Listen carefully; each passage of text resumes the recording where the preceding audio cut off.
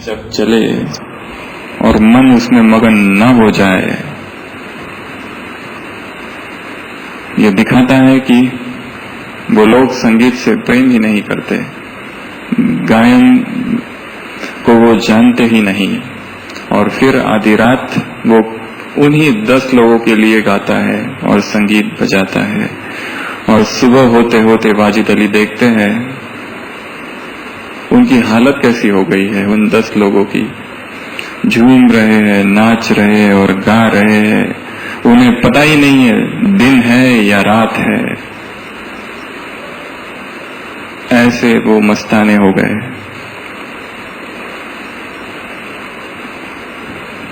भगवान जब मुरली सुनाए, इस सृष्टि का जो परम संगीतज्ञ है, उसके ऊपर और कोई संगीत नहीं, जब वो अपना अनहद नाद सुनाए, यदि आत्मा उसमें मगन न हो रही हो, यदि आत्मा उसमें खो न जा रही हो, तो क्या कहेंगे? जन जन से उसे पुकारा है। मन से खाली हो गए थे तुम, आज की मुरली मन से खाली की निशानी, सदा की पुकार। जन जन जिसे पुकारा, जन जन जिसका आह्वान किया,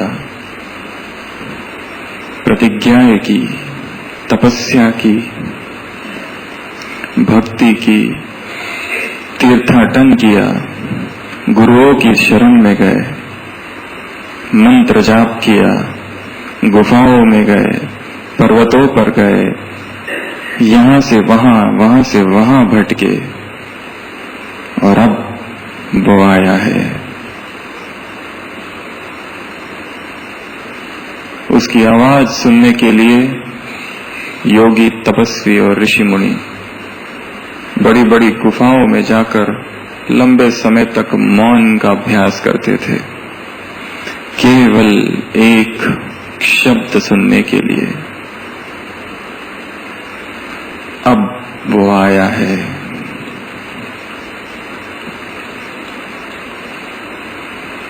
अपने उस संगीत को लेकर आया है जो आत्मा के लिए मरहम है। अपने उस संगीत के लिए लेकर आया है जो आत्मा की जन जन की प्यास बुझाने वाला है, आत्मा की पीड़ा हरने वाला है, आत्मा के दुख दूर करने वाला है, आत्मा के प्यासे प्राणों में नवचेतना का संचार करने वाला है।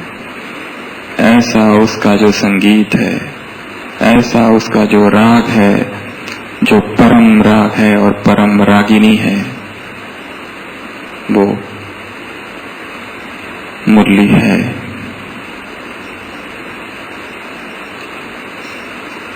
उसकी मुरली जो है वो केवल सुनना नहीं है, सुनते सुनते ही उसे जीवन में धारण कर लेना है। वो सुनना नहीं है, उसे पीना है। वो अमृत है, परम अमृत, ऐसा अमृत जिसकी एक बूंद भी आत्मा को तृप्त कर दे। जहां विषयों के भोग ने आत्मा को खाली कर दिया, विषयों को भोगा तृप्त होने के लिए, विषयों को भोगा प्यास मिटाने के लिए, पर प्यास मिटी नहीं और बढ़ गई। भगवान के एक एक वचन, भगवान के एक एक बोल अर्थपूर्ण है। शब्दार्थ, भावार्थ, वाक्यार्थ, गुणार्थ, 4 चीजें हैं। एक एक शब्द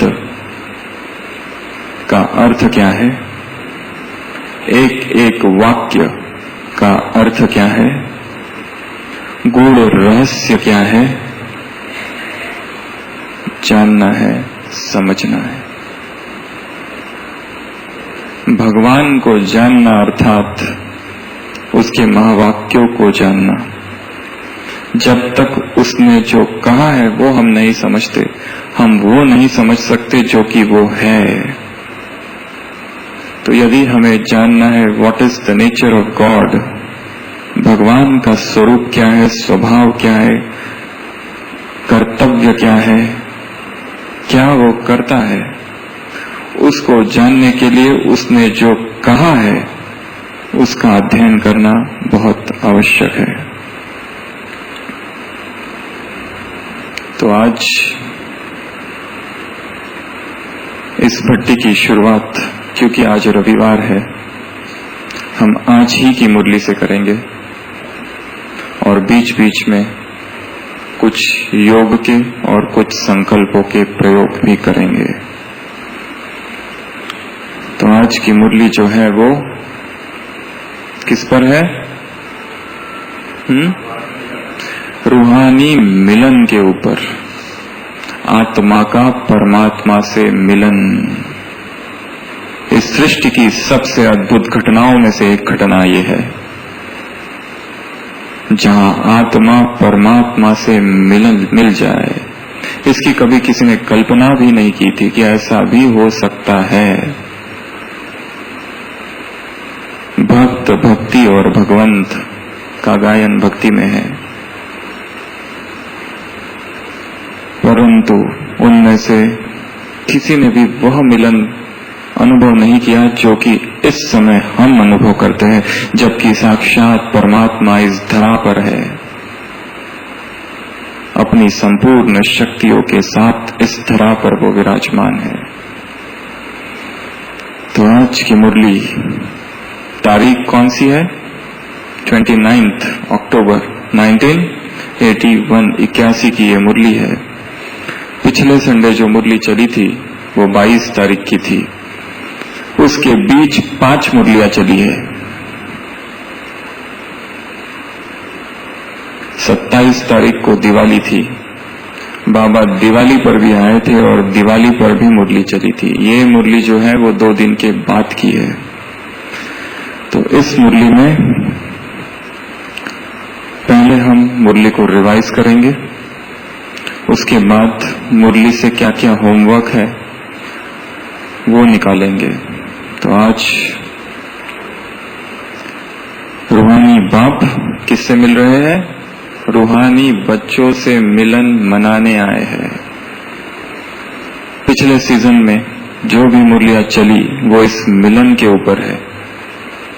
ये मिलन कैसा है?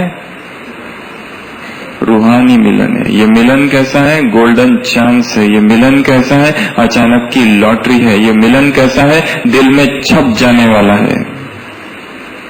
ये मिलन कैसा है? विचित्र मिलन है। ये मिलन कैसा है? बाप और बच्चों का मिलन है। ये मिलन अविनाशी मिलन है, सदा का मिलन है। ये जिस्मानी मिलन नहीं है, यहाँ देह से कोई लेना देना नहीं है, अव्यक्त मिलन है ये। इस अव्यक्त मिलन की अनुभूति के लिए स्थिति भी अव्यक्त ही चाहिए। जिसकी स्थिति जितनी अव्यक्त, उतना ही वो अव्यक्त बाप दादा से मिलन कर सकता है। उसके लिए स्थान का कोई महत्व नहीं है। कहीं पर इस सृष्टि पर बैठकर मिलन हो सकता है। जरूरी नहीं है हम डायमंड हॉल में ही हो। हमेशा मुरलियों में आता है, बाबा किसको याद करते हैं? लास्ट संडे की मुरली, डबल मिलन, साकारी और आकारी। जो सभा में है ही नहीं, बाबा उनको याद कर रहे। वो एक गुना याद करते, बाबा उन्हें पदम गुना याद करते हैं। वो दिन गिन रहे हैं, बाबा उनके गुणों की माला का स्मरण कर रहे हैं। वो मिलन की आश रखते हैं, बाबा अमृत वेले उन्हें रिस्पॉन्ड देते हैं और नया संकल्प देते हैं। जो सभा में है ही नहीं, भगवान उनको याद करता है। एक बार अव्यक्त बाप दादा आए थे और बाबा ने संगम भवन वासियों को खड़ा किया था। जो जो संगम भवन में अथक सेवा कर रहे वो खड़े हो जाओ। एक भी नहीं खड़ा हुआ, क्योंकि सभा में कोई था ही नहीं।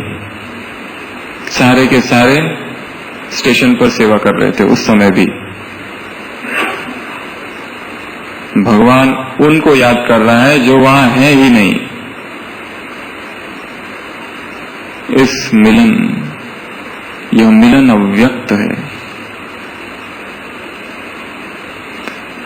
शारीरिक समीपता से इसका कोई संबंध नहीं। कौन कहां बैठा है, पीछे बैठा है, कोने में बैठा है, स्टेज पे कोई घूम रहा है, इससे इसका कोई लेना देना नहीं है। जिसकी स्थिति ऊंची है और श्रेष्ठ है, उसी को इस मिलन का अनुभव होता है।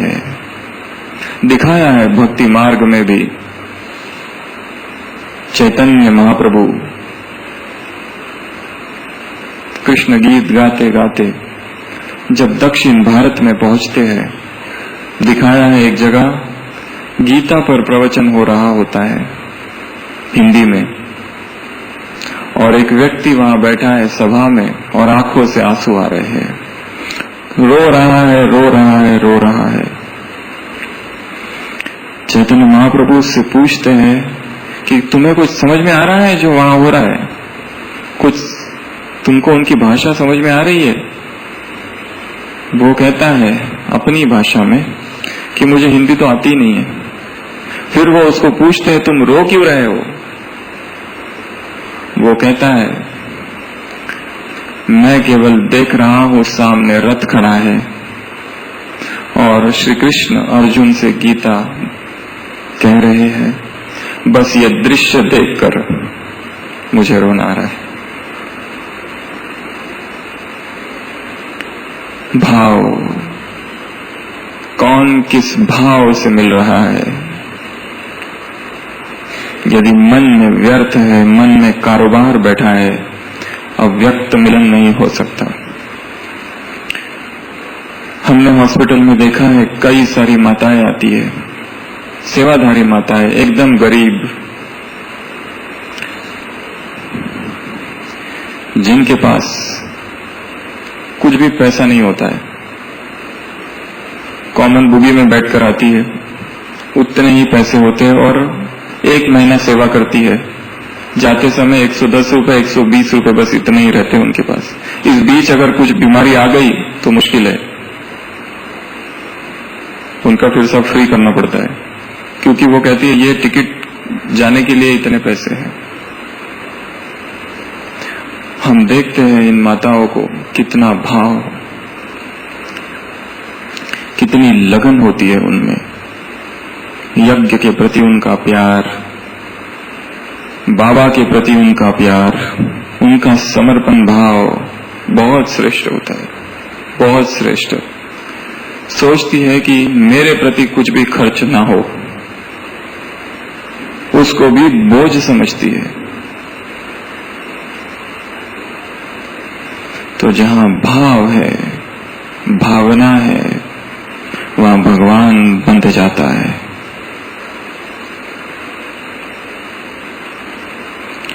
अव्यक्त महावाक्य है बाबा के, तुम बच्चों ने अपनी प्यार की रस्सी से भगवान को बांधा है, तो बताओ बांधने वाले बड़े हैं या बंधन में आने वाला बड़ा है? बाबा ने अव्यक्त महावाक्य कभी उच्चारण किए हैं, कौन बड़ा है? बांधने वाले बड़े हैं। किसने किसको अपना बनाया? बाप ने तुम्हें अपना बनाया या तुमने बाप को अपना बनाया? बाप ने हमें अपना बनाया और हमने भी उसको अपना बनाया। पहले किसने किसको बनाया? उसने बनाया, वो भी सही है। तो जहां पर भावनाएं हैं, भावनाओं का अतिरेक है, वहां भगवान भी बंध जाता है, सब कुछ करने के लिए, सब कुछ देने के लिए। अपने आप से प्रश्न पूछो, क्या हमने भगवान को ऐसा अपने प्यार में बांधा है?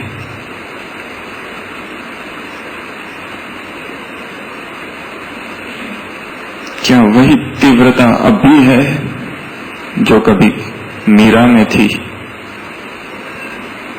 वही सत्य को जानने की प्यास हम में भी है जो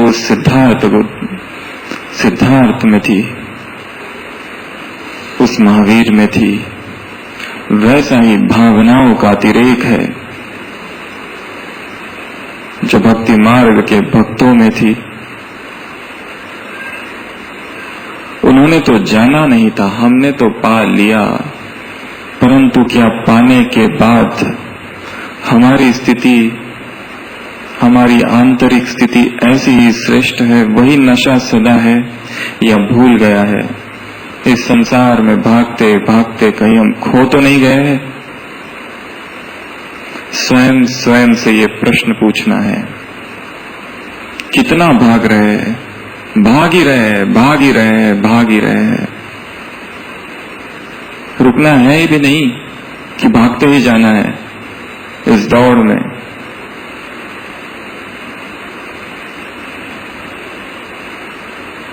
एक राजा अपने मंत्री के साथ समुद्र तट पर खड़ा होकर देखता है, कई सारे बड़े बड़े जहाज जा रहे हैं, गुजर रहे हैं।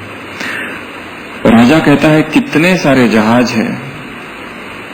मंत्री कहता है, नहीं राजन, केवल 3 ही जहाज है जिस पर सारी मनुष्य जाति, मानवता जिस पर सवार है। एक है धन का, दूसरा है यश का और तीसरा है काम का।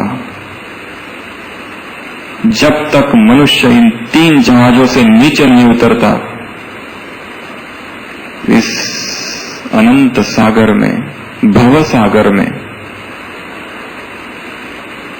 आवागमन के इस चक्र में भटकता ही रहता है। भव सागर भक्ति का शब्द है, जन्म मृत्यु का जो चक्र है। तो वो कहता है कि 3 ही जहाज है, एक तो धन, दूसरा यश और तीसरा काम वासना। जब तक मनुष्य इन तीनों से नीचे नहीं उतरता, इस समुद्र में वो भटकता ही रहेगा। मनुष्य भाग रहा है, दौड़ रहा है, रुकने का नाम ही नहीं। इस मिलन के लिए रुकना होगा। कोई अगर सोचे मुझे संसार भी चाहिए और भगवान भी चाहिए, ये नहीं हो सकता। प्रेम गली अति सरकरी, तामे 2 ना समाये। प्रेम की ये जो गली है वो बहुत ही नैरो है। The path is narrow. Jesus Christ ने बाइबल में कहा है, द पाथ इज नैरो। बहुत ही, कबीर कहते हैं, सरकरी, बहुत ही नैरो ये गली है, प्रेम की गली है ये। यहाँ पर 2 ना समाये। एकांगी पकदंडी है, अकेले को ही जाना पड़ेगा, किसी और को लेकर यहाँ नहीं जा सकते। संसार को साथ में लेकर इस डगर पर आगे नहीं बढ़ सकते। यहाँ अकेले निहत्ते अपने पुरुषार्थ के साथ ही जाना होगा।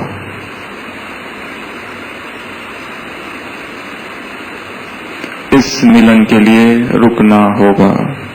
इस मिलन के लिए यश की, सांसारिक यश, सांसारिक प्राप्तियां, सांसारिक सुख, सांसारिक साधन, इन सब से बाहर आना पड़ेगा, तो ये मिलन हो सकता है। वो सब करते हुए ये नहीं हो सकता। बाइबल में दिखाया है, एक बहुत ही धनाढ्य व्यक्ति जीसस क्राइस्ट के पास आता है और कहता है कि क्या मैं तुम्हारा शिष्य बन सकता हूं? दोस्त से कहते हैं कि तुम्हारे पास जो कुछ है सब कुछ बेच दो, दान कर दो और फिर मेरे पास आओ। तो वो घबरा जाता है और पीछे हटता है। आने की इच्छा तो बहुत है, इस पथ पर चलना तो है, परंतु छोड़ने की कोई दिल नहीं है। तब बाइबल में वो वाक्य आता है, it is possible to pass, it is possible for an elephant और camel to pass through the eye of needle then a rich man to enter the kingdom of heaven. अपने इस लोभ से, अपने इस धन संपत्ति को लेकर तुम स्वर्ग में नहीं आ सकोगे।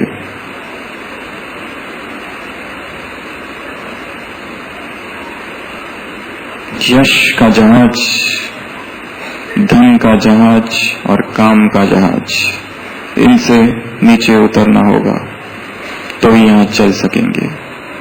इस दौड़ को रोकना पड़ेगा तो यह रूहानी मिलन हम मना सकते हैं। आज की मुरली में बाबा ने कहा, एक ही समय में एक ही बाप से और केवल तुम बच्चे ये रूहानी मिलन मना सकते हो। मुरली का दूसरा महावाक्य, एक ही समय, इस ही समय, केवल अब, now, the time is now. जो कुछ जीवन में करना था वो अब करना है। कब करोगे? जीवन बीता जा रहा है।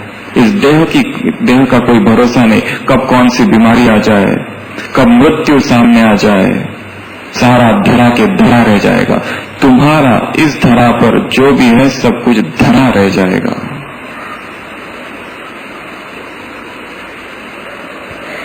जो कुछ भी धर के रखा है वो इस धरा पर धरा रह जाएगा। कब करेंगे हम पुरुषार्थ? पाश्चात्य जगत में एक बहुत बड़ा लेखक हुआ है लियो टॉल्स्टॉय, रूस का। उसने एक अद्भुत कहानी लिखी है। लिखता है कि एक परिव्राजक, एक सन्यासी एक दिन एक गरीब किसान के घर रात भर रुका और वहां पर उसने देखा वो कितना गरीब है। और उस सन्यासी ने उसे कहा, तुम यहाँ क्या कर रहे हो? तुम तो उधर जाना चाहिए, उस साइबेरिया के देश में जहां पर बहुत सस्ती जमीन मिलती है। तुम कब तक इस तरह अपना जीवन गुजारोगे? रात भर वो किसान सोचता है और कहता है, बात तो सही है, कब तक इस अभाव में मैं अपना जीवन व्यतीत करूंगा। और सुबह सुबह अपना सब कुछ बेचकर वो पहुंचता है साइबेरिया। और जो बात सन्यासी ने कही थी वो सत्य थी। वो पूछता है, यहाँ जमीन का क्या भाव है? साइबेरिया के लोग कहते हैं, जमीन का भाव? अरे जमीन तो यहाँ मुफ्त में मिलती है, आप भाव की बात कर रहे हो। केवल एक छोटी सी बात है, सुबह से लेकर रात तक जितनी जमीन तुम घेर सको, चल सको, दौड़ सको, वो सब तुम्हारी होगी। सुबह सुबह सारा गांव वहां एकत्र होता है, सूर्योदय होता है और वो आदमी भागने लगता है, क्योंकि जितनी जमीन वो चलेगा, दौड़ेगा, कवर करेगा, वो उसकी होगी। सारा गांव वहां खड़ा है उसे, उसका हौसला अफजाई करने के लिए। और वो एक हाथ में पानी की बोतल और थोड़ा सा खाना, सोचता है कि कहीं रुकूंगा नहीं, बस अब भागना है मुझे। और वो दौड़ने लगता है, दौड़ने लगता है। सोचता है कि दोपहर जब हो जाएगी तो वापस लौट जाऊंगा, क्योंकि शाम तक सूर्यास्त से पहले पहुंचना भी है। सुबह निकलता है, पहले तो चलता है, धीरे धीरे सोचता है चलकर थोड़ी कम जमीन मिलेगी, क्यों ना मैं दौड़ूं, और दौड़ने लगता है। फिर प्यास लगती है, सोचता है कि पीने के लिए रुकूं क्यों, दौड़ते दौड़ते ही पी लूंगा पानी। फिर भूख लगती है, सोचता है अगर रुका तो थोड़ी जमीन कम मिलेगी। चलते चलते ही थोड़ा खाता है, बाकी फेंक देता है, कहता है बाकी तो उम्र भर खाना ही है। दौड़ता है और दौड़ता है और दौड़ता है। अपना कोट वो भी फेंक देता है, कहता है ये भी थोड़ा बोझ है। और दौड़ता है और दौड़ता है और दौड़ता है। दोपहर हो जाती है, सूरज सिर के ऊपर है।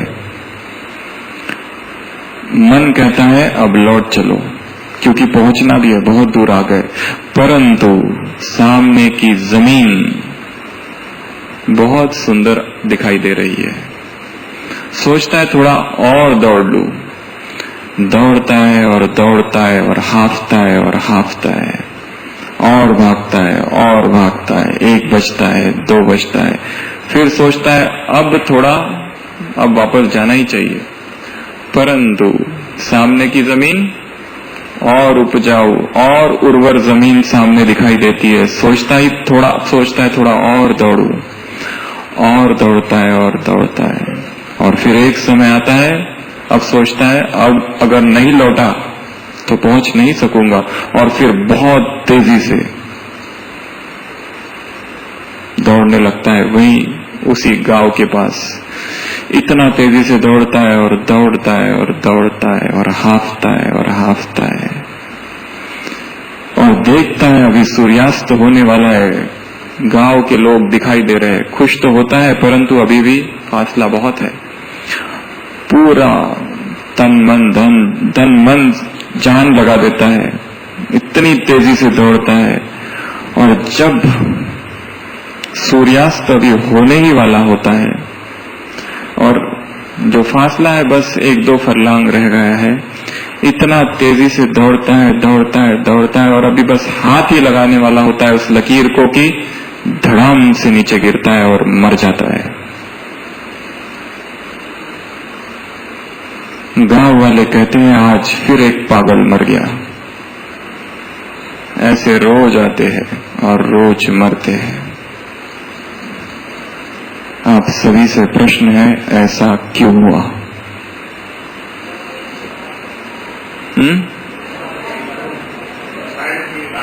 लालच की वजह से हुआ। मोह, लालच, आसक्ति सब एक ही पॉइंट है। और लोभ था धन का, जमीन का, और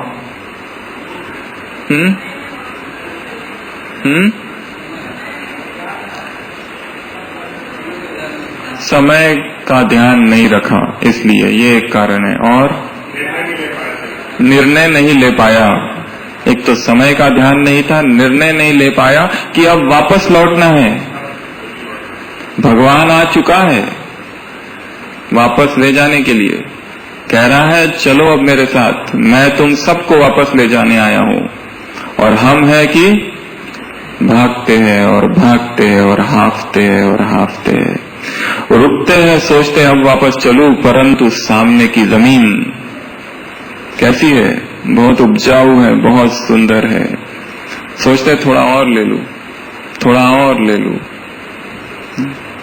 ये दौड़ कभी खत्म नहीं होती। और हमारे साथ भागने वाले हम अकेले नहीं, सारा मनुष्यों का समुदाय है, सब भाग रहे हैं। हम अकेले नहीं भाग रहे, सभी भाग रहे हैं। भगवान आया है, कह रहा है चलो मेरे साथ, इस दौड़ को रोको। जीवन का लक्ष्य क्या है और हम कर क्या रहे हैं, ये प्रश्न स्वयं से पूछना है। मुझे करना क्या है और मैं क्या कर रहा हूं? मुरली में बाबा क्या कह रहे हैं और मैं क्या कर रहा हूं?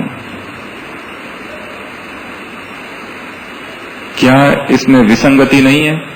भगवान क्या कह रहा है और मैं क्या कर रहा हूं? भगवान कह रहा है आप समेटो, हम अपना विस्तार और कर रहे हैं। भगवान कह रहा अभी समय नहीं है, बस कुछ मिनट बाकी है अभी 12 बजने को। पर हम है कि विस्तार किए जा रहे हैं। प्रपंच, संसार कहीं ना कहीं फंसे हुए हैं, किसी व्यक्ति में फंसे हैं, किसी स्थान में फंसे हैं, किसी वैभव में फंसे हैं। यह रूहानी मिलन एक ही समय, एक ही बाप से, और केवल तुम बच्चे ही कर सकते हो। 3 महावाक्य है मुरली में। एक ही समय, इस ही समय, एक ही बाप से, और केवल तुम बच्चे कर सकते हो और कोई नहीं। पर क्या हम वास्तव में मिलन मना रहे हैं? यहां से मधुबन गए, 2-3 दिन वहां रहे, बाबा के सामने बैठे, बाबा आए, मुरली चली और बाबा चले गए। दूसरे दिन यहां वहां घूमा और फिर वापस अपने घर आ गए और फिर यहां आके कहते हैं हम बाबा से मिलकर आए।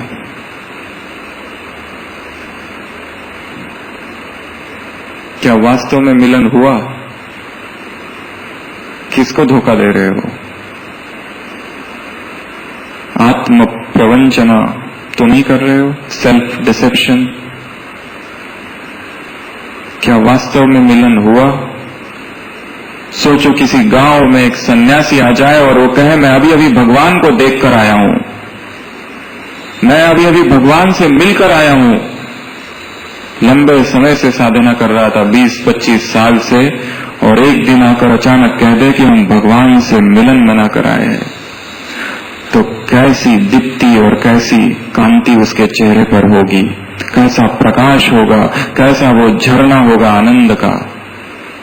क्या वैसा ही प्रकाश, वैसी ही आभा, वैसी ही दीप्ति हमारे चेहरे पर रहती है?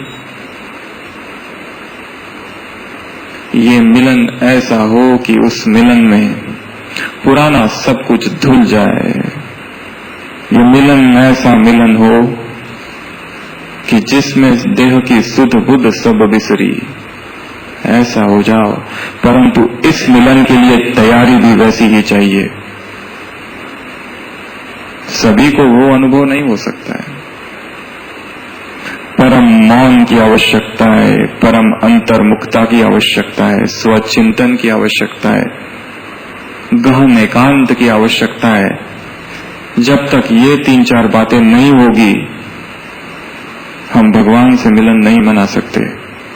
तो ये रूहानी मिलन है। रूहानी बाप आज रूहानी बच्चों से मिलन मनाने आए हैं। ये रूहानी मेला भी है, ये अविनाशी मेला है।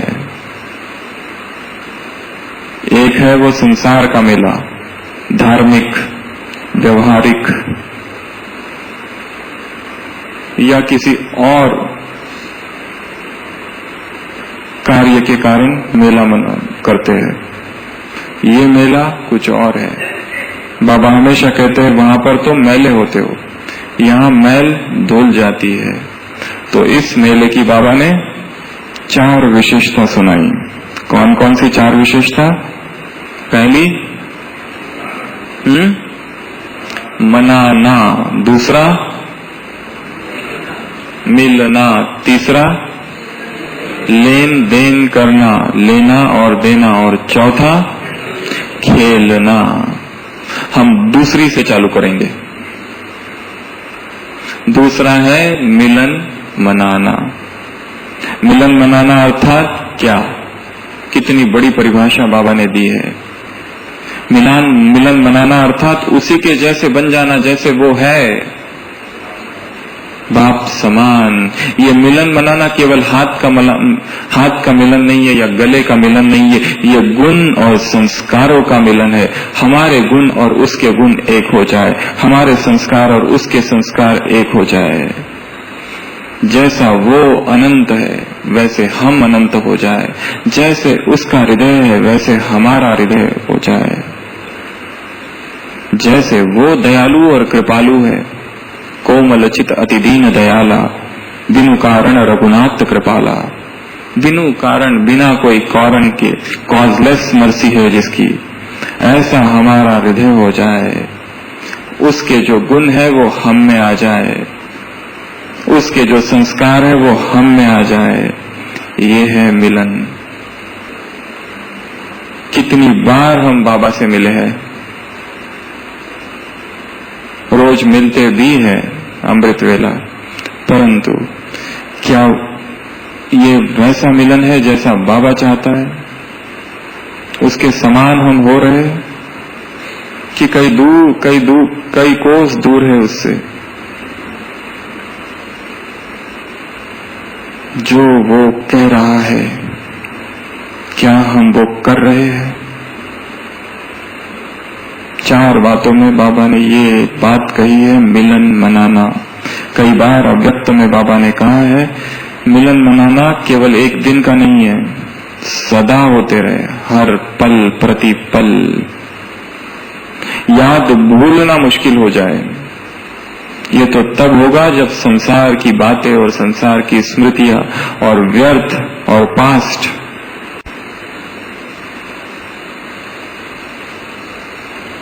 इतने मैं और मेरा का विस्तार हमने किया है एक जाल की तरह, और उसमें हम फंसे हैं। ये जाल हमने ही निर्माण किया है, किसी और ने नहीं, हमारा ही स्वनिर्मित भ्रमजाल है ये, जो यहाँ की संसार की वस्तुएं हमारे लिए इतनी महत्वपूर्ण है। तो जैसे भगवान कैसा है, धैर्य का सागर है, तो क्या विपरीत परिस्थिति में ऐसी ही अधैर्य की अवस्था रहती है? ये स्वयं स्वयं से पूछना है। जो उसके गुण वो हमारे गुण, जो उसके संस्कार वो हमारे संस्कार, जो उसके बोल वो हमारे बोल, जो उसके कर्तव्य वो हमारे कर्तव्य, जो उसका मन वो हमारा मन, जैसा उसका हृदय वैसा हमारा हृदय, जो उसकी भावना है वो हमारी भावना है, जैसे उसके दिव्य श्रेष्ठ कर्तव्य जन्म कर्म च दिव्य च। गीता में लिखा है, हे अर्जुन सुन, मेरा जन्म और मेरे कर्तव्य दिव्य है, क्या हमारे भी कर्तव्य उसी के जैसे दिव्य है?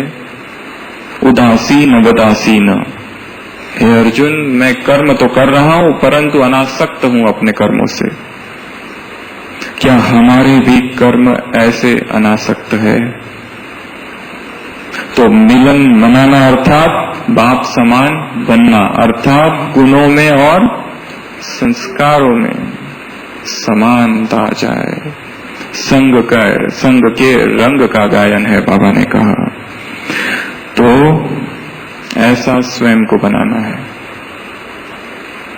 सोचो उसमें कौन कौन से गुण है जो हम में नहीं है। सोचो अव्यक्त बाप दादा आए हुए हैं और कोई स्टेज पर चढ़कर बाबा को गालियां देने लगे, विरोध करने लगे और कहने लगे कि तुम जो सुना रहे हो सब झूठ है, तो बाबा क्या करेगा? क्या करेगा? मुस्कुराएगा। कैसी उसकी रिएक्शन होगी? क्या उसके प्रति उसके मन में जरा भी घृणा नफरत का भाव आएगा?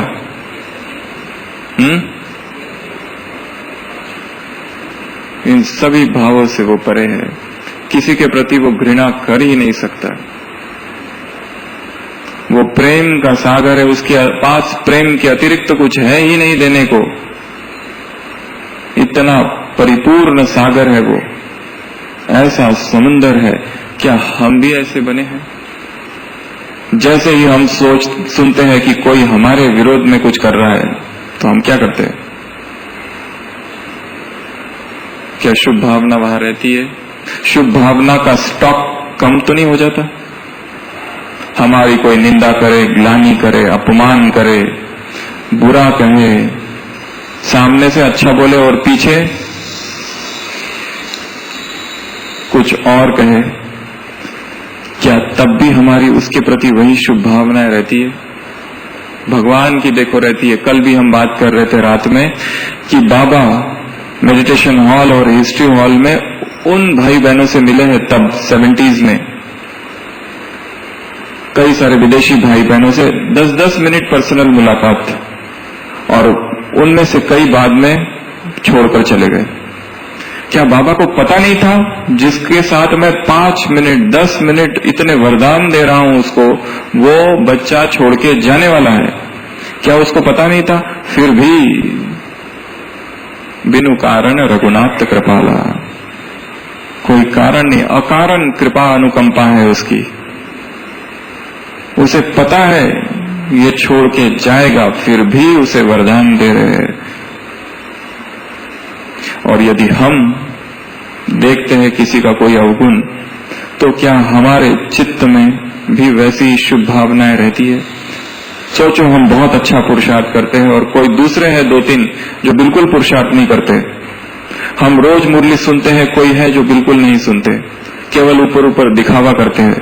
क्या उन आत्माओं के प्रति भी हमारे मन में शुभ भावना है या सूक्ष्म घृणा? एक जो तीव्र पुरुषार्थी होते हैं या बहुत अच्छे बाबा के बच्चे होते हैं, उनमें भी इस तरह से कभी कभी माया आती है। कौन सी माया? जो पुरुषार्थ नहीं कर रहे हैं उनके प्रति सूक्ष्म घृणा का भाव कि ये लोग कुछ नहीं करते, केवल ऊपर से दिखावा करते हैं। ये भी अहंकार है। तो जो बाप के गुण है सो हमारे गुण, जो उसके संस्कार सो हमारे संस्कार। केवल हाथ मिलाना, गले लगना, ये मिलन नहीं है। मिलन कौन सा है? गुणों और संस्कारों का। तो ये था दूसरा नंबर। पहला क्या है मेला में? मनाना। मनाने में बाबा ने बहुत सारी बातें कही है, पर मुख्य 5। उत्साह, उत्सव, उमंग। उत्सव अर्थात पर्व, फेस्टिवल, त्योहार। तुम्हारा निरंतर उत्सव है, अविनाशी उत्सव, नया उत्सव, नया उमंग, नया उत्साह। संगम युग है ही उत्साह में रहना और उत्साह बढ़ाना, उमंग में रहना और दूसरों का उमंग बढ़ाना। ये पहला है मनाने में। और अविनाशी, हर दिन बाबा ने कहा अपने में नवीनता लाओ। तो सबसे पहला कौन सा है? इस ज्ञानी और योगी जीवन में पुरुषार्थ के प्रति अपना उमंग और उत्साह कभी कम नहीं होने देना। देखा गया है कि चलते चलते चलते चलते चलते थक जाती है आत्माएं। जब ज्ञान में आते हैं तब तो बहुत शक्तिशाली होते हैं, पर धीरे धीरे थकान आ जाती है। कितनी आत्माओं से हम रोज मिलते हैं, वो कहते हैं हमसे, हम जब नए नए आए थे ना तो ऐसे ही थे, बहुत अच्छा पुरुषार्थ करते थे, तो अब क्या हुआ? अब क्यों नहीं कर रहे? तब तो बहुत नशा था, अब क्यों कम हो गया वो उमंग, वो उत्साह, वो उत्सव? जीवन में जैसे भगवान मिला उत्सव आ गया था। तुम्हारी दिवाली गई नहीं है। महाराष्ट्र के एक संत है तुकाराम, वो लिखते हैं, तुकोबाचे विठोबाचे राज्य आम्हा नित्य दीपावली। विठल वो कृष्ण को कहते हैं, उस कृष्ण के राज्य में हर दिन दिवाली है। हर दिन दिवाली हमारे घर में हो, हमारे चेतना के जगत में, चेतना के घर में दीपक सदैव जगा हुआ हो परमात्मा प्रेम का। तो मनाना अर्थात अविनाशी उमंग उत्साह में रहना। मनाना अर्थात खुद भी उत्साह में रहना और दूसरों को भी उत्साह देना। खुद भी उमंग में रहना, दूसरों को भी उमंग देना। खुद भी उत्सव मनाना और दूसरों का भी उत्सव में, दूसरों को भी उत्सव में लाना। ये पहला मनाना है। दूसरा मनाना, दूसरों को बधाई देना, अविनाशी बधाई। जो जो बाबा के बने हैं और जो भूल चुके हैं हम किसके बने हैं, उनको ये याद दिलाना तुम्हें कौन मिला है, क्या प्राप्ति हुई है तुम्हें। संसार में देखो कितने बड़े बड़े योगी और तपस्वी है, शंकराचार्य है, पर क्या भगवान उन्हें मिला? अभी भी कल्पनाएं कर रहे, अभी भी वाद विवाद कर रहे, अभी भी सोच रहे कौन बड़ा है, कृष्ण बड़ा है या राम बड़ा है। अभी भी सोच रहे बौद्ध धर्म बड़ा है या जैन धर्म बड़ा है। अभी भी उसी संघर्ष में है। सत्य मार्ग कौन सा है? संन्यास और भक्ति दोनों ही हलचल में है। धर्म सत्ता, धर्म सत्ता में ही हलचल है। सब भटके हुए, किसी को उस परम सत्य का ज्ञान नहीं, परम सत्ता का ज्ञान नहीं, और हमें वो मिला है। वह अविनाशी उमंग, अविनाशी उत्सव सदा रहे। हर चीज में बाबा ने सदा शब्द जोड़ा है। बाबा को सदा शब्द बहुत प्रिय है। और कौन सा शब्द प्रिय है? ये होमवर्क आप सबके लिए, बाबा को कौन कौन से शब्द प्रिय है? अभी अभी, चलो इसको अभी भी बताओ, पर होमवर्क ले लो इसको। बहुत सारे शब्द हैं, 25 शब्द निकाल सकते हैं ऐसे जो बाबा को बहुत प्रिय है, और बाबा को अप्रिय कौन से शब्द है उसकी भी लिस्ट निकालो। कौन कौन से वो शब्द है जो बाबा को पसंद नहीं है, बाबा नहीं सुनना चाहता ये शब्द, फिर भी बच्चे निरंतर सुनाते रहते हैं। जो पहला शब्द है ना सदा, वो दूसरे के लिए करते हैं। सदा उसे वो सुनाते हैं जो वो सुनना नहीं चाहता, और कभी कभी उसे वो सुनाते हैं जो वो सुनना चाहता है। ऐसा थोड़ा उल्टा खेल खेलते हैं। तो पहला है उमंग, उत्साह, उत्सव, दूसरा है बधाई देना, और तीसरा है बाबा रोज सुबह सुबह आके क्या कहते हैं? मीठे मीठे बच्चे, मीठे मीठे बाबा। तो मुख में मिठाई हो, मीठे बोल हो, दूसरों को भी बाप की स्मृति से, बाप के अपने मीठे बोल से संबंध में लाना, यह है दूसरों को मिठाई खिलाना। अध्यात्म का जो मापदंड है वो है बोल। किसी के बोल देखकर हम ये कह सकते हैं इस व्यक्ति ने कितनी उन्नति की है। कोई बहुत बड़ा वक्ता हो, किसी ने बहुत सारी अध्यात्म पर किताबें लिखी हो, अध्यात्म के जगत में बहुत सेवाएं की हो, परंतु यदि ये सब करने के बाद बोल में मिठास नहीं आई है, बोल वैसे ही है जैसे पहले थे, कहीं ना कहीं कुछ ना कुछ मिसिंग, खोया है, कहीं ना कहीं लीकेज हुआ है, कहीं ना कहीं कुछ तो छूट गया है जो करना चाहिए था। अध्यात्म का बैरोमीटर, अध्यात्म का मापदंड ही है बोल। बाकी कर्म भी श्रेष्ठ है, संकल्प भी शायद श्रेष्ठ कर रहे, परंतु बोल में कर्कश वाणी है। बोल ऐसे है कि जहां जाते हैं एक दो को घायल करके आते हैं वहां पर। ऐसे व्यंग्यवान छोड़ते हैं कि बात मत पूछो। कमेंट्स, टीका, टिप्पणी, दूसरों को दोष उनको बताना, सबके सामने अपमान करना किसी का, इसमें मनुष्य के अहंकार की बड़ी तृप्ति होती है। उससे उसको लगता है कि मैं भी कुछ हूं। दादी प्रकाश मणि का एक बहुत बड़ा उदाहरण है इसके लिए।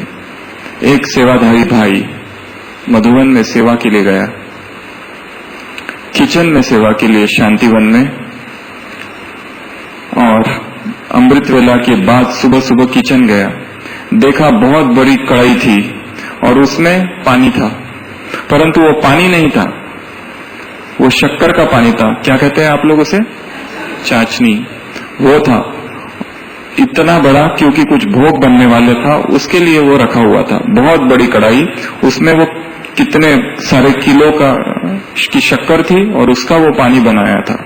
उसको लगा कि ये पानी है, तो उसने उसे उलट दिया।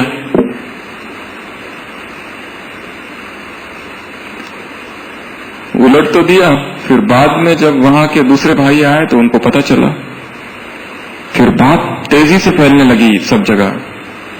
फिर वहां के जो इंचार्ज है उसको पता चला। अब तब तक तो ये भाई इतना घबरा गया, पहली बार ही मधुबन सेवा के लिए गया और इतना बड़ा यज्ञ का नुकसान कर दिया। वो पता नहीं कितने किलो की उसमें शक्कर होगी, तो वो इतना डर गया। वो तो शक्कर की भी बात नहीं, क्योंकि भोग बनना था, तो वो इतना डर गया, इतना डर गया, इतना डर गया कि उसको बिल्कुल पसीने आने लग गए। क्या करूं क्या नहीं करूं ऐसे हो गया उसको। और फिर सारे इधर चर्चा होने लगी और तो और ज्यादा बढ़ गया। जब तक बात अपने डिपार्टमेंट में थी तब तक ठीक था, पर ऐसी बातें तो तेजी से फैलती है आग की तरह। और दोपहर में उसे संदेश मिला कि दादी ने तुम्हें बुलाया है। क्या हालत हो गई होगी उसकी। दादी ने कॉटेज में बुलाया है। उसको तो क्या करूं और क्या नहीं ऐसा हो गया। इतना बड़ा पेपर उसके सामने आ गया, जीवन का सबसे बड़ा पेपर, कि ऐसा कभी हुआ ही नहीं, इतनी बड़ी गलती मेरे से हो गई। तो इतना डरते डरते डरते वो गया दादी कॉटेज में और कांप रहा था जैसे, क्योंकि वो नया नया था और सेवा में भी पहली बार गया था, कांप रहा था एकदम। तो दादी ने उसको देखा और दादी ने कहा आओ बैठो, अपने पास बिठाया और दादी ने उससे पूछा कि नाश्ता किया? तो उसने कहा होगा हाँ किया, फिर भी कहा कि टोली खा कर जाओ। तो दादी ने कहा टोली मंगाई, उसको टोली खिलाई और कहा अब जाओ। कुछ भी नहीं पूछा, कोई वर्णन नहीं, कुछ भी नहीं।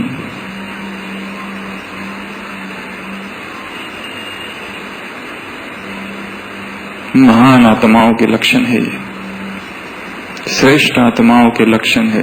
जब पता चल गया कि सामने वाले व्यक्ति इतनी आत्मग्लानि से पीड़ित है, अपराध का भाव उसे हो चुका है, उसे फिर से अगर कोई दूसरा होता तो कितना मजा आता है किसी को उसकी गलती बताने के लिए। चलो उसको थोड़ा ऊपर से बाद में प्यार करेंगे, पर पहले गलती बताओ उसको, बड़ी संतुष्टि होती है अंदर। ऐसा ही एक दादी का दूसरा भी उदाहरण है। मधुबन में चिमन भाई है, कई लोग जानते होंगे, बहुत पुराने भाई है। एक बार वो गाड़ी चलाना जानते थे पर भूल गए थे, काफी समय से चलाई नहीं थी। पहले कभी चलाई होगी एक दो बार, बाद में भूल गए। तो एक बार मधुबन में पांडव भवन में जहां बाबा की कुटिया है, वहां एक बहुत बड़ा ट्रक आया था किसी सेंटर से आम का। तो जो ट्रक था थोड़ा अंदर था, उनको लगा कि ये ट्रक को मैं थोड़ा पीछे कर लूं, तो उन्होंने गाड़ी चालू की, ट्रक को चालू किया। अब वो इतना कॉन्फिडेंट नहीं थे और वो एकदम अनकंट्रोल हो गया और वो ट्रक सीधा पीछे पीछे आ गया, जो पीछे का गेट है मधुबन में, ऐसा लगा हुआ था वो। तो वो ऐसा पीछे आया कि 2-3 कार थी वहां पर, धड़ धड़ धड़ तीनों 4 कारों को लगते लगते वापस आई। किसी का कांच टूटा, किसी का कुछ टूटा, किसी का कुछ टूटा, और पीछे तो और जाने वाली थी, वो बीच में कुछ आ गया, इसके लिए ट्रक वहां रुक गया। वो इतना डर गए, इतना बड़ा नुकसान। अब कार और उसको ट्रक लग जाए, वो बहुत बड़ा नुकसान है। और वो तब की बात है, यज्ञ में तब इतना आज जैसा विस्तार है तब नहीं था, संपदा तब इतनी नहीं थी। वो इतना डर गए, इतना डर गए, इतना डर गए। तो उन्होंने हमारी सुबह की क्लास में भी ये अनुभव एक बार सुनाया था। तो फिर से वही दादी ने बुलाया है। अब ये तो वास्तव में बहुत बड़ा नुकसान था। दादी ने फिर उन्हें वैसे ही बिठाया, बहुत प्यार से टोली दी और कोई वर्णन ही नहीं, कुछ भी नहीं कहा, टोली देकर भेज दिया। उदार चरितानाम तु वासुदैव कुटुंबकम, इतना बड़ा अर्थ है।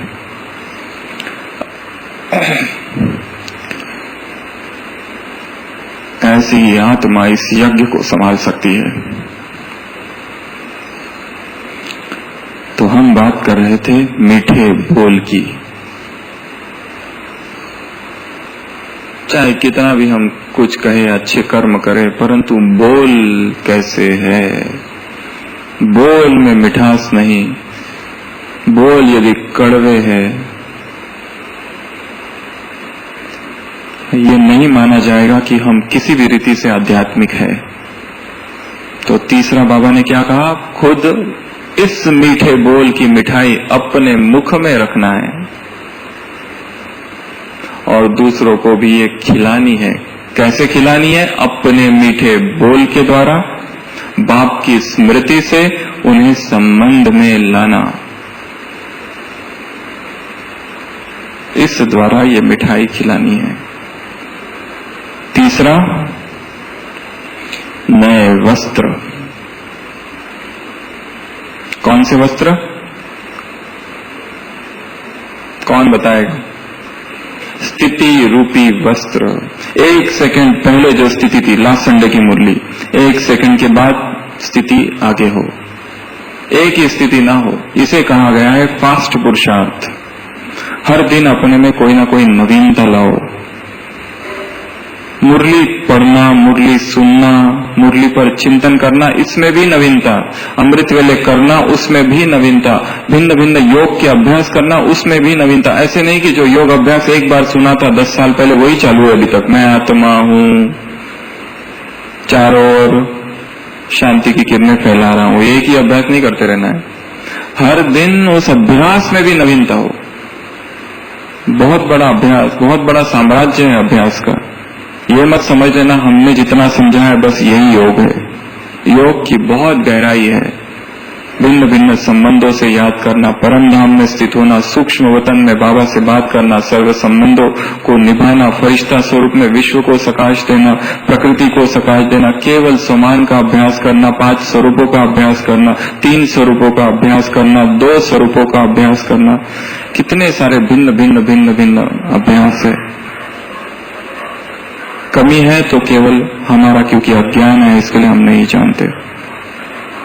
तो नई स्थिति, उदाहरण दिया बाबा ने, कौन सा? इस बात को समझाने के लिए एक उदाहरण दिया है सतयुग का। सतयुग में हर दिन नए वस्त्र पहने जाते, उसमें भी उदाहरण दिया लक्ष्मी नारायण का। लक्ष्मी नारायण पहने हुए वस्त्र नहीं पहनते, हाँ प्रजा पहनती है। हमारा एक भाई है, हमारे एक डॉक्टर है, रेडियोलॉजिस्ट, उन्होंने कैलकुलेशन किया था लक्ष्मी नारायण साल में कितने वस्त्र पहनेंगे। अगर एक दिन में, बाबा ने यह भी कहा है कि सतयुग में हर कर्म के अलग अलग वस्त्र है, तो अगर एवरेज एक दिन में 10 वस्त्र है तो उन्होंने निकाला था 5,97,000 एक साल में लक्ष्मी नारायण के। इसका कईयों ने चिंतन भी किया है अलग अलग रीति से, क्या उनके वस्त्र कौन पहनेगा, इसके ऊपर भी डिबेट है थोड़ी। बाबा ने तो नहीं कहा है, पर चिंतकों ने चिंतन लिखा है कि दास दासी पहनेंगे। उसकी धुलाई कौन करेगा, कैसे धुलाई होगी, इसके ऊपर भी बड़ी चर्चा है। स्पार्क की किताब है एक छोटी सी सतयुग के बारे में। बीच में मेरे ख्याल से 1 साल पहले एक पूरी मुरली चली है सतयुग में क्या क्या होगा, स्वर्णिम नई दुनिया कैसी होगी, हर एक चीज का वर्णन था उसमें 87 की शायद मुरली है। तो यहां स्थूल वस्त्रों की बात नहीं है, यहां किस वस्त्रों की बात है? स्थिति, श्रेष्ठ स्थिति। उसके बाद में नेक्स्ट पॉइंट है श्रृंगार। मनाने में ये सारी बातें हैं। कौन सी पॉइंट है? श्रृंगार। श्रृंगार कौन सा? आज की मुरली से जो बताएगा उसको बहन जी की तरफ से इनाम। अगर कोई बता दे, खड़े होकर बता दे, बिना कोई संदेह के, कौन सा श्रृंगार आज की मुरली में बाबा ने करने को कहा है। वो होता तो हम पूछते नहीं। गुणों का, शक्तियों का, कौन सा श्रृंगार? जोर से। ज्ञान, गुण, शक्तियां, ये होता तो हम पूछते नहीं। ये तो पता ही है कौन सा श्रृंगार। कौन सा श्रृंगार? ज्ञान और विज्ञान का श्रृंगार। क्या कहा बाबा ने?